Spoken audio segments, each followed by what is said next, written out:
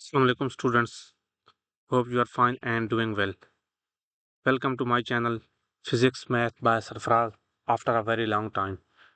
Students, today we are going to solve a past paper for AS and A level. The code for this paper is 9770244, October November 2025.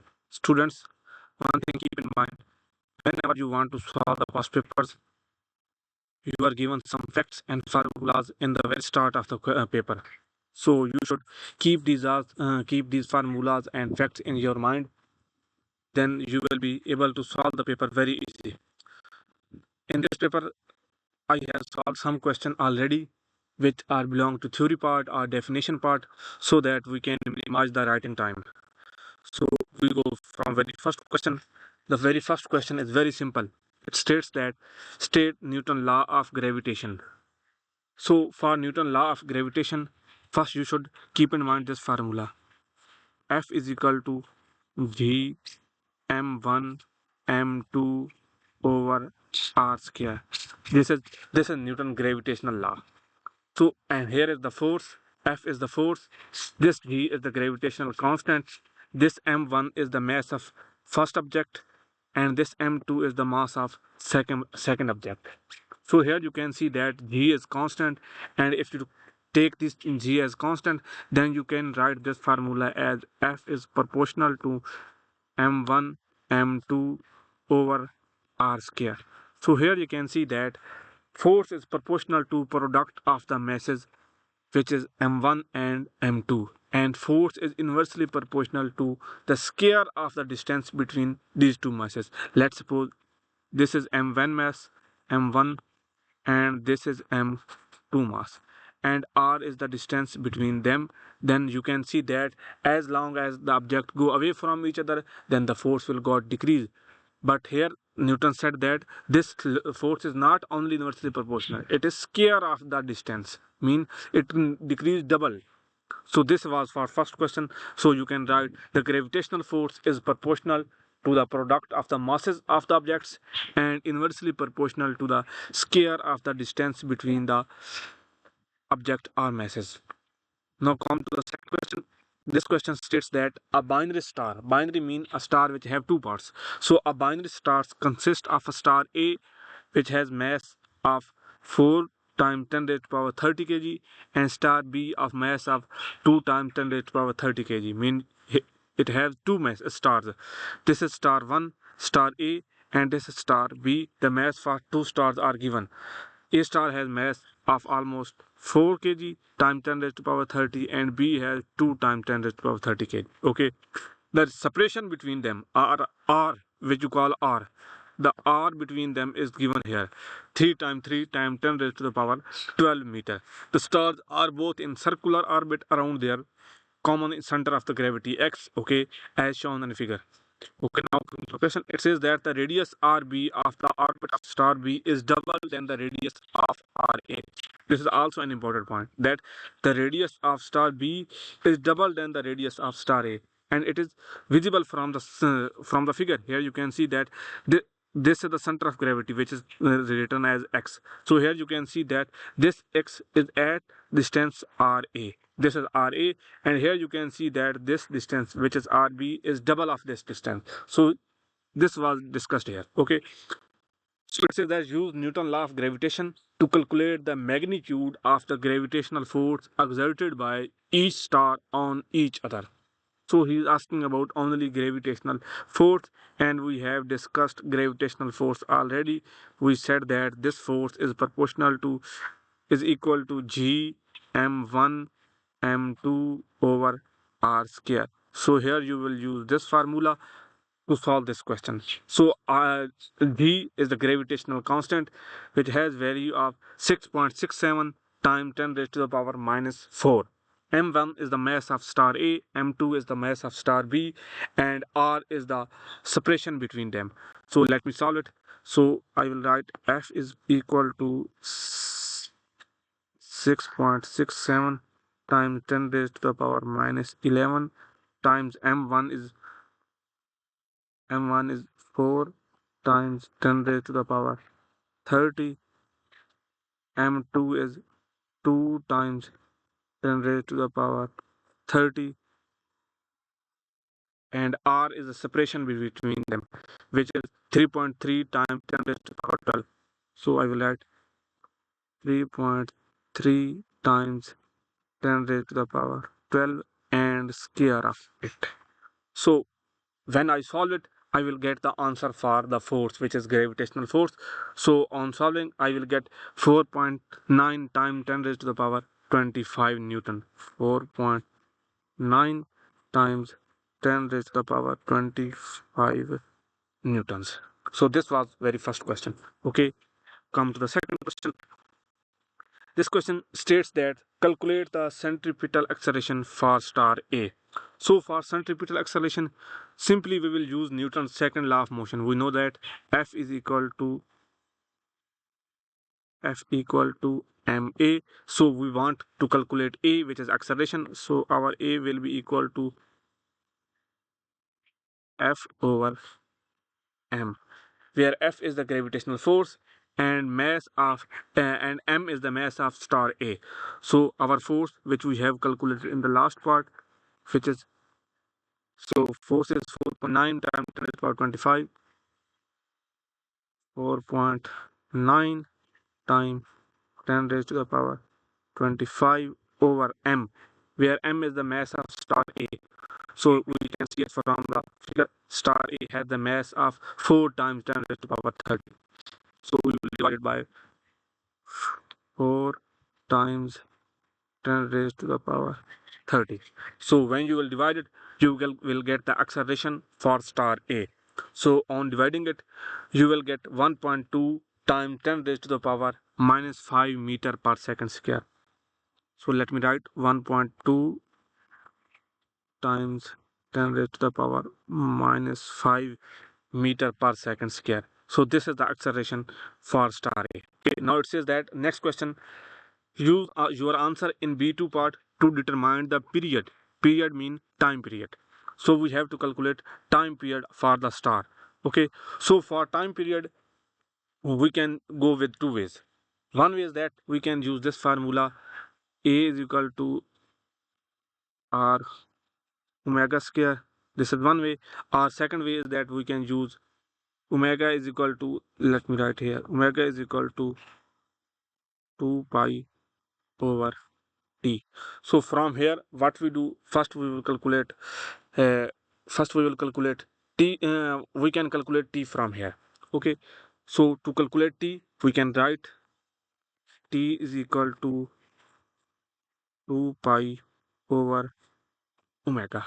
Okay, t is equal to 2 pi over omega, and omega we have written here. Here from here we will get omega. So our omega will be equal to a over r and square root of it, sorry. So you will put this into here. Okay, so I will write t will be equal to 2 pi over a over r. Okay, so we can write t is equal to 2 pi square root of r over a, square root of r over a. So now we are going to calculate time period for star A. Period for star A. So we will substitute the RA, mean radius, for star A. So we can see from figure here is the RA for this star. So you can see that this is our total distance. So to calculate RA, here you can see this is the total distance. Okay, and this is sum of RA and RB, and it is given in the question that RB is double of RA. So it's mean RB is 2 and RA is 1. So it's mean if we take sum of them, then we can write it as 3. So it's mean if we divide this distance, this separation by 3, then we will get the value for R, meaning one part, and one part is our RA. So for RA, what we can do, we can write 3.3 times 10 raised to the power 12 over 3. Same thing we will do in the question. So let me substitute in the question. So I can write it here as 2 pi square root 3.3 times 10 raised to the power 10 over 3 times acceleration, which we have calculated in the last part, which is 1.2 times 10 raised to the power minus 5. So let me write 1.2 times 10 raised to the power minus 5, minus 5. Let me confirm the value for R again, which is 3.3 times 10 raised to the power 12. Sorry for this. 3.3 times 10 raised to the power 12. Okay, so now you will solve it for t. So when you will solve it, you will get the value for time period or simply period for star A. So on solving, you will get the value 1.9 times 10 raised to the power 9 second. 1.9 times 10 raised to the power 9 second. This is for period of star A. So let me repeat it again. Here the question was to calculate the time period for star A. So what we have did, first we have taken this formula A is equal to R omega square. So from here we have taken omega, which is angular frequency. Then we have taken the formula for omega, which is equal to 2 pi over t. From here we got t was equal to 2 pi over omega. We substituted the value of omega, which was a over r square root. We substituted it here. Then we get 2 pi over square root a over r. Then we rearrange it here, and after substituting the values we got the time period here. But one thing, I repeat that for r we used ra. For r we used ra, and to calculate ra, as you know that ra was not given in the question. So to calculate ra, what we have did, we have taken the total separation between these two objects, which are between these two stars, which was 3.3 times 10 raised to the power 12. And we know that for ra, this distance is ra, this one we have taken as 1, and we have taken it as 2 for RB. Why? Because it is given in the question that RB is double than RA. Here you can see RB is double than RA. So it means double plus 1, it comes 3. So we have divided 3.3 times 10 raised to the power 12 over 3. When we divide it, then in this way we can get the value of RA.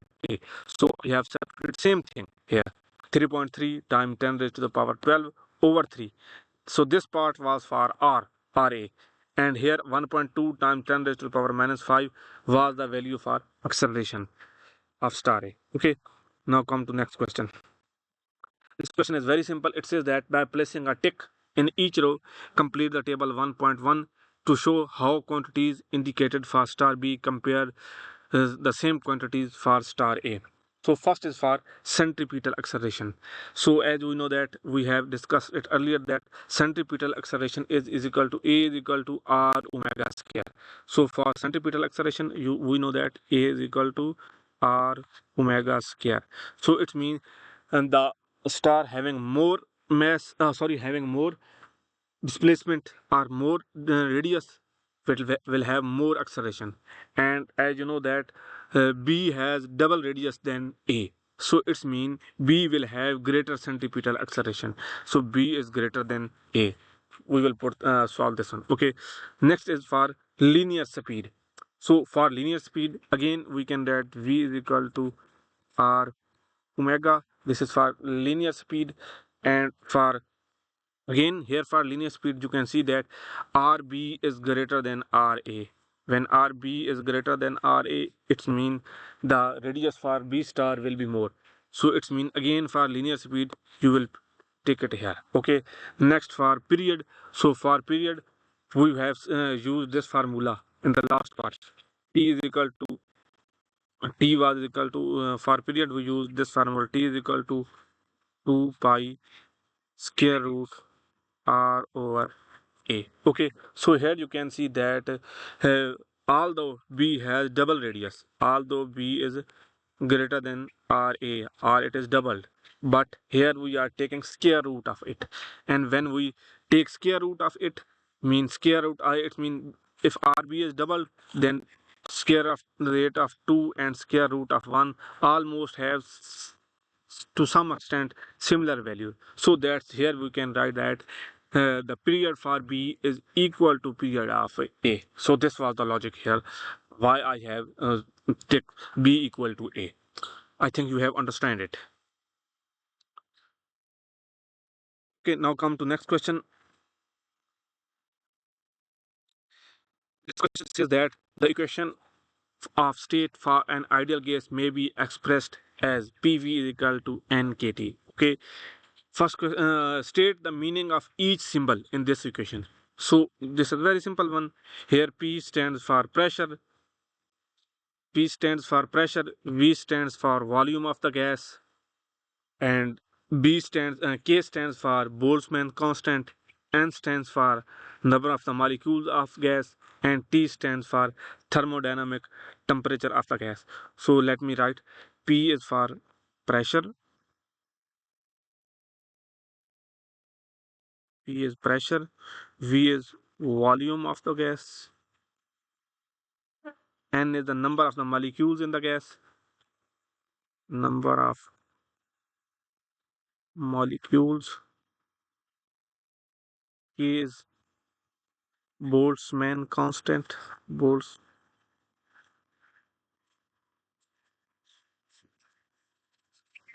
and T is temperature, or you can write as thermodynamic temperature. Okay, now come to next question. It says that using the equation of state, mean just asking about the last state. Okay, last equation. Okay, using the equation of state, drive an expression for average translational kinetic energy. So here we have to draw the relation for kinetic energy of a particle in gas in terms of all n, k, and t. Okay, so we are given this thing. We are given PV equal to n, k, t. Okay, and we also know that PV is equal to 1 over 3 n m c squared average, mean average c squared speed. Okay, so we know that this thing, and we are giving this state in the question. Okay, so by comparing these two things, we can write n a t equal to 1 over 3 n m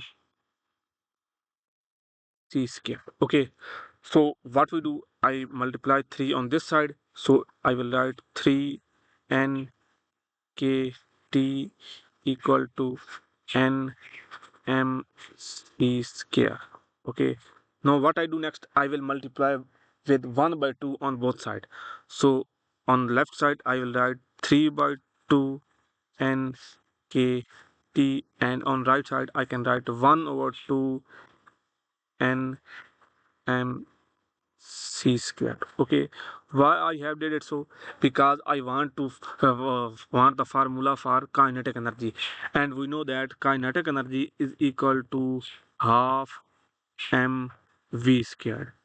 So we know this thing. So from this we have got an idea that we will multiply it by 1 over 2. So on right side you can see that here you have 1 over 2 n. N are the only for number of moles. If we have one molecule, then n will be 1. So and c is the speed of the molecule. But by the way, which is we most of the time take it as speed of light.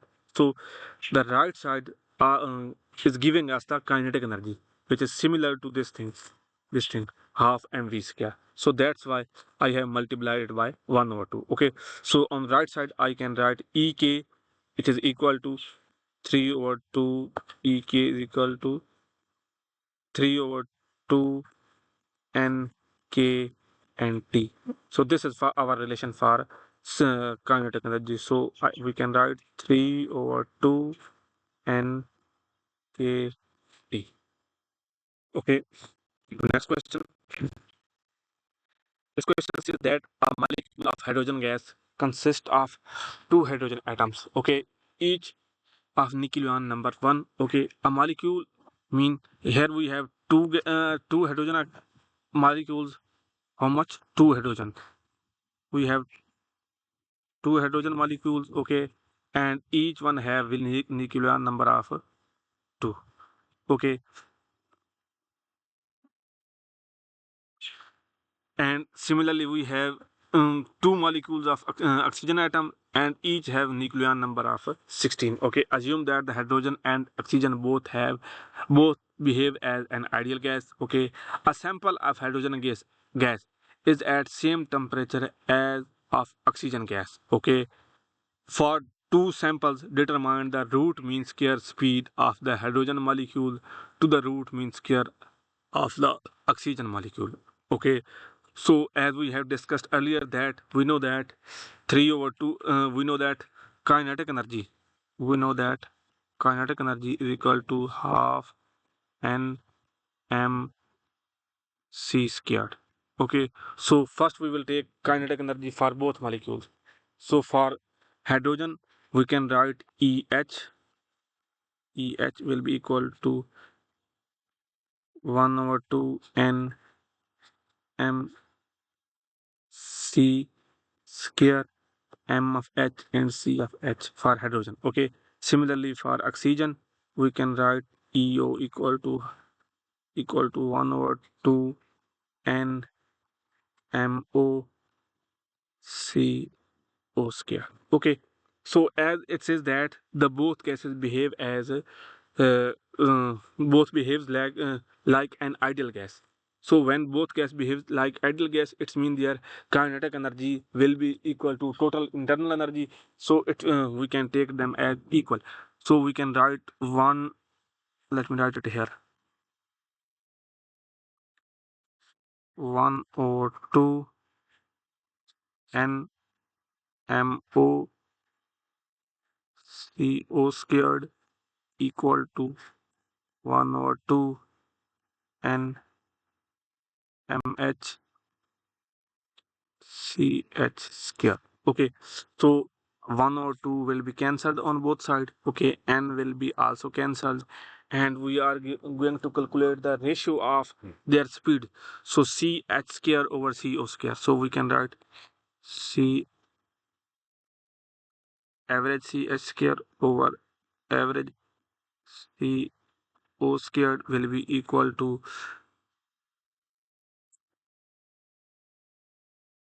mo over mh. And for here we have on right side left side we have square of the speed, but we are to calculate only ratio of the speed, so we can take square root on the other side on both side. So on left side we will get ch over co equal to square root of mo over mh, okay. So for one molecule of oxygen we have nucleon number of 16. For two molecules we will have 32. Similarly, for one hydrogen molecule, we have nucleon number 1, and for 2, we will have 2. Okay, so 32 by 2, we will get 16. So square root of 16, we will get 4. It means our ratio is 4, mean the ratio of speed of hydrogen molecule to the speed of oxygen molecule is 4 here. So our ratio is 4. Okay, now come to next question.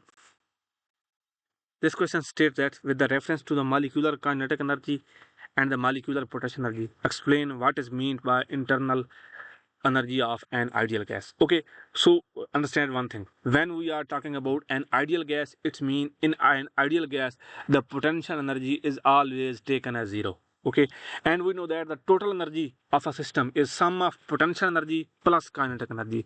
So for total energy, we can write total energy is equal to sum of potential energy and kinetic energy.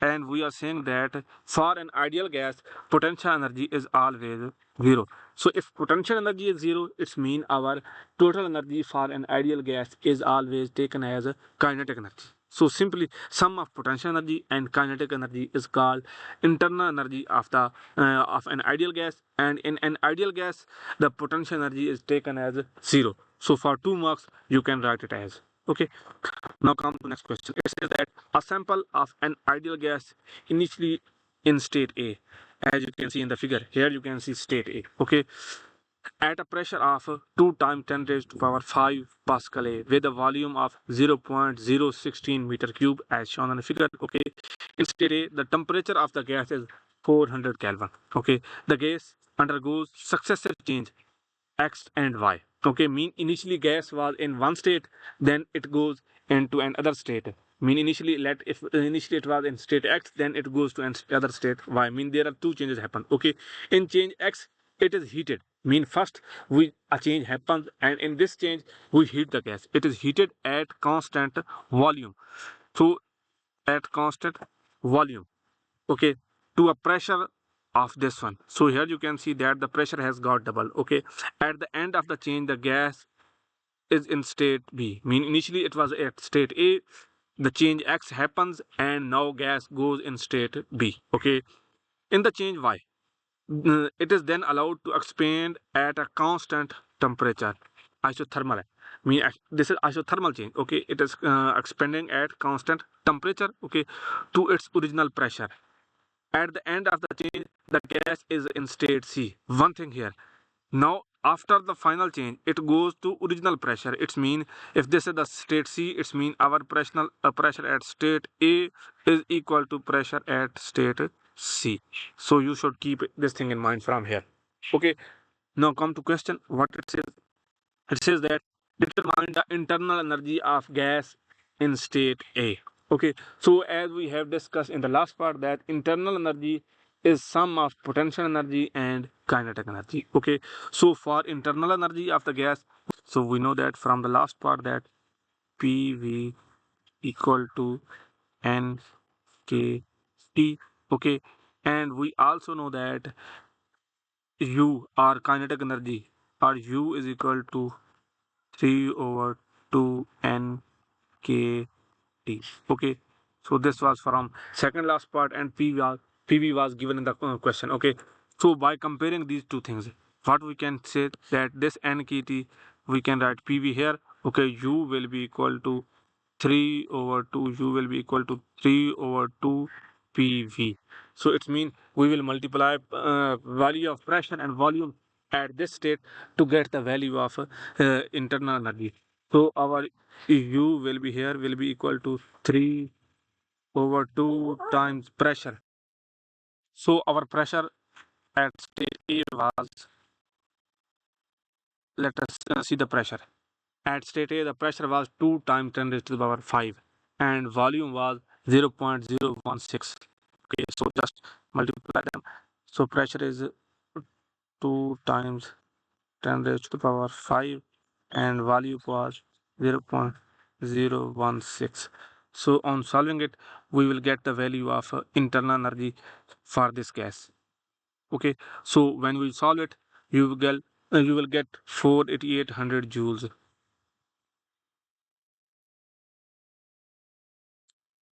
4,800 joules. This is the energy or internal energy for this gas. Okay. Question is determine the temperature of gas in state B. Mean we are given temperature at state A, which is 400 Kelvin, and we are to find the temperature in state B. By the way, in state B, you can see that the volume is constant and pressure is increasing. So it means pressure and temperature are proportional to each other. So we can write pressure over temperature is constant. Okay, so this is our general relationship, and for for state A we can write Ta over Ta equal to Pb over Tb. Okay, so for Pa mean pressure at state A was 2 times 10 raised to the power 5 and temperature at state A was 400 Kelvin is equal to PV, the pressure at state P, which was 4 times 10 raised to the power 5, and temperature at state P, we have to find it. Okay, so from here 10 raised to the power 5 will be cancelled on both sides. So we will get T, we can write TB as 400 400 times 2. So it means our temperature at state B will be almost 8 Kelvin. How I have got it? Simply I have arranged it. So for your easiness, I can explain it. What I have did, I have taken TB on the left side. When I given TB on left side, then on right side I have got 4 over 2 times 400. So this 2 was cancelled with this 4. In this way, I have got TB is equal to 400 times 2. So here I got 800 Kelvin. So this was the temperature at state B. Okay. Now come to next part. It says that determine the volume of gas in state C. So first understand what is state C. In state C or in change Y, it is then allowed to expand. Mean now gas is expanding at constant temperature. Mean it's isothermal part, and gas is expanding. Okay, and one thing more, and it returns to its original pressure. Mean original pressure was pressure at state A. Okay, at the end of change, the gas is in state C. So here we have to calculate the volume for this state. Okay, so we can write this thing here that PV is constant for this state. Why? Because here temperature is kept constant, so pressure is inversely proportional to volume. So for here we have states. B state is changing to C state. Mean initially it was B in B state and now it changed to state C. At B state its pressure was PB and its C state its pressure is PC, which is equal to PA, which is obvious from the question. Okay, so now we calculate it. So PB VB will be equal to PC VC, and we have to calculate the VC here. So our VC will be equal to PB VB over PC. Okay, so PB mean pressure at B state. So pressure at state B was 4 times 10 raised to the power 5. Okay, and volume at state B. So volume at state B is kept constant. Volume in state B is kept constant. So it means it is equal to initial volume. And what was initial volume? Initial volume was 0.016 meter cube. So it means volume is kept for this state. So we can write 4 times 10 raised to the power 5 times 0.016 over PC. PC is the pressure at C state, and we will take it as equal to pressure of at state A. Why? Because it is given in the question. Question says that it returns to original pressure, and original pressure was pressure at state A. So at state A pressure was 2 times 10 raised to the power 5. Okay, so 10 raised to the power 5 will be cancelled. Okay, 2 divided by 4 will be 2, so you will get 0.016 times 2, so you will get 0.032 meter cube. This is for volume at state B. Okay, now come to next part. It says that on figure 3.1 draw two lines, on one to represent the change x and other to represent the change y. Label your lines x and y respectively. Okay, so for first change, what have happened in first state? We can see that the volume, by the way, in this graph we have volume and pressure. Okay, so in first state volume remains constant and pressure increased 4. So it's mean our one line will be here in this way.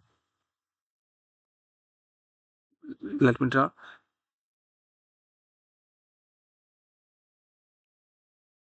This is our first line. Okay, let me draw it again so we'll get a proper line. This is for state A. Okay, and now see for state B. In state B, what we have got? In state B, we have seen that the volume has decreased. Mean volume has changed to this thing, and pressure has increased. Okay, So it's mean sorry, pressure have decreased. Pressure have decreased to its original state, and volume has increased. So volume has reached to this point 0.3 point, and pressure have got decreased. So it's mean it will look like this. Sorry, let draw it again. So it will be like this one. It will be like a curve. Actually, my pen is not working properly, so it will be like yes in this sense. So this is for drawing. So this is for state X, this is X state, and this line is for state Y. Okay. So all this was for today, and we will solve the next part, remaining part in our next lecture. Thank you.